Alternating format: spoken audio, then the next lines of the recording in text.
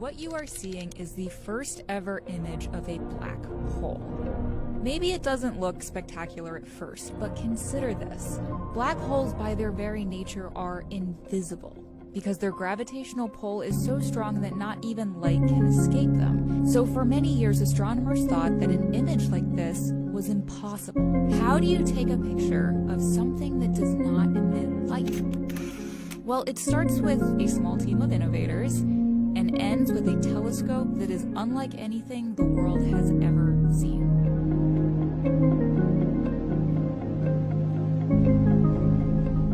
Now, despite major advances in telescope technology, there is no single picture of a black hole. They're all too small. So astronomers innovated. If one telescope couldn't do the job, then perhaps 8 would. And they were right. They used 8 radio telescopes stationed at different points across the world and kept them all in sync with powerful atomic clocks. They called the effort the Event Horizon Telescope. This series of telescopes combined has about the same capabilities as if you had built a telescope as large as our entire planet. And for the first time in history, it has shown us what a black hole, around 55 million light years away, looks like. This black hole is actually a supermassive black hole. It's about 6.5 billion times as massive as our sun. That's enormous even compared to other supermassive black holes, and lives in the center of the Messier 87 galaxy. And as far as experts can tell, it looks exactly like what Einstein's general theory of relativity predicted.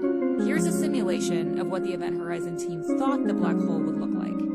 And here's the real image. The light you see here is what's called the accretion disk. It's a disk of light that forms around the black hole when a star travels too close and is broken apart in the process. But the most important part of this photo is where there is no light. That dark circle in the center, which measures 25 billion miles across.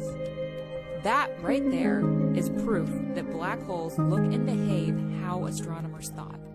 More specifically, that they actually have an edge. It's a place of no return, which astronomers call the event horizon.